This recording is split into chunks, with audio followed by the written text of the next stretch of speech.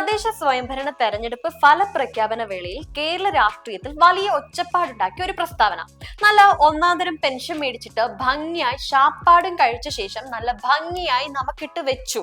ഒരു ജനപ്രതിനിധിയുടെ വായിൽ നിന്ന്, പ്രത്യേകിച്ച് ഭരണപക്ഷത്തെ ഒരു മുതിർന്ന നേതാവിൽ നിന്ന് സ്വന്തം ജനങ്ങളെ കുറിച്ച് ഇങ്ങനൊരു പരാമർശം വരുമ്പോൾ അത് കേവലം ഒരു വിമർശനമായി തള്ളിക്കളയാനാകില്ല. ഇത് ജനാധിപത്യത്തോടുള്ള ഒരു വെല്ലുവിളിയാണ്. വോട്ടവകാശത്തെയും ക്ഷേമ പദ്ധതികളെയും കൂട്ടിക്കൊഴിക്കുന്നതിന്റെ രാഷ്ട്രീയം എന്താണെന്ന് mister M M Mani MLA ഒന്ന് പറയണം. ഇടുക്കിയിൽ മാധ്യമങ്ങളോട് സംസാരിക്കവേ എം മാണി MLA നടത്തിയ ഈ പ്രതികരണം തെരഞ്ഞെടുപ്പിലെ തിരിച്ചടിക്ക് കാരണം എന്താണെന്ന് അന്വേഷിക്കുന്നതിനേക്കാൾ വോട്ട് ചെയ്യാത്ത ജനങ്ങളെ കുറ്റപ്പെടുത്തുന്നതിലാണ് ശ്രദ്ധ കേന്ദ്രീകരിക്കുന്നത്. ക്ഷേമ പെൻഷനും മറ്റും വാങ്ങി നല്ല ഭംഗിയായി ശാപ്പാട് കഴിച്ച ആളുകൾ തങ്ങൾക്കെതിരായി വോട്ട് ചെയ്തു എന്ന ഈ വാക്കുകൾ ക്ഷേമ പദ്ധതികളെ രാഷ്ട്രീയമായി എങ്ങനെയാണ് ഭരണപക്ഷം നോക്കിക്കാണുന്നത് എന്നതിന്റെ വ്യക്തമായ സൂചനയാണ് നൽകുന്നത്.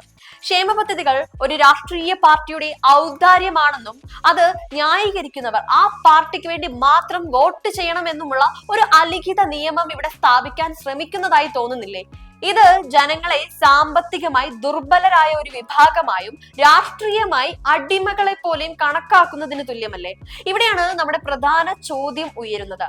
ക്ഷേമ പദ്ധതികൾ, റോഡുകൾ, പാലങ്ങൾ, പെൻഷനുകൾ ഇതെല്ലാം ഒരു രാഷ്ട്രീയ പാർട്ടിയുടെ ദാനമാണോ? അല്ല.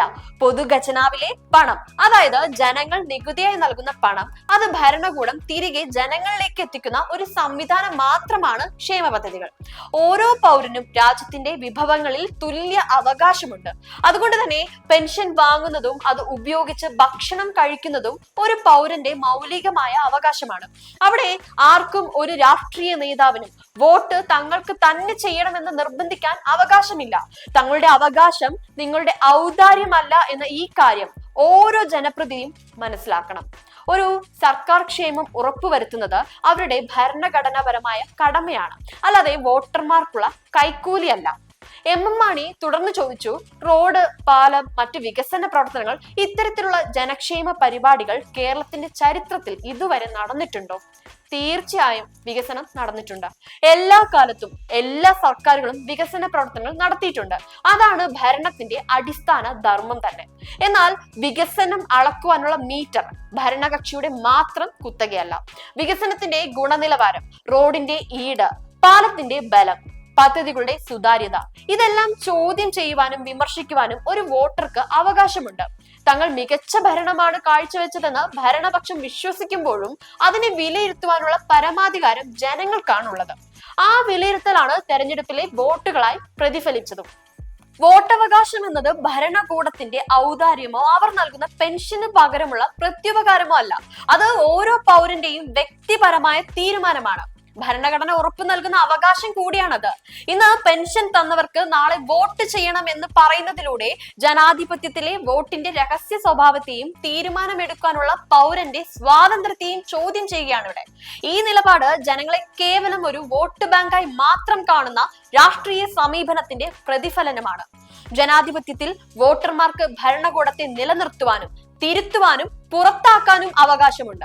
പെൻഷൻ വാങ്ങിയ ശേഷം നമുക്കിട്ട് വെച്ചു എന്ന് പറയുന്നത് ജനങ്ങളുടെ ഈ പരമാധികാരത്തെ അംഗീകരിക്കാൻ ഭരണകൂടം മടിക്കുന്നു എന്നതിന്റെ തെളിവ് കൂടിയാണ്. അവസാനമായി രാഷ്ട്രീയ നേതാക്കൾ ഓർക്കേണ്ട ഒരു കാര്യമുണ്ട്.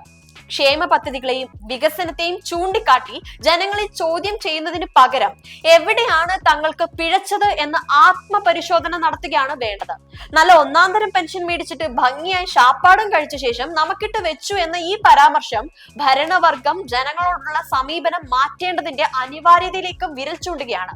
ഞങ്ങളുടെ അവകാശം നിങ്ങളുടെ ഔദാര്യമല്ല എന്ന് ഒരിക്കൽ കൂടി അടിവരയിട്ട് പറഞ്ഞുകൊണ്ട് വോട്ടർമാർക്ക് അവരുടേതായ ചിന്തകളുണ്ട്, വിലയിരുത്തലുകളുമുണ്ട്. അതിനെ ചോദ്യം ചെയ്യുന്നത് ജനാധിപത്യത്തിന് ഭൂഷണമല്ല എന്നും ഒരിക്കൽ കൂടി ഓർമ്മിപ്പിക്കുകയാണ്.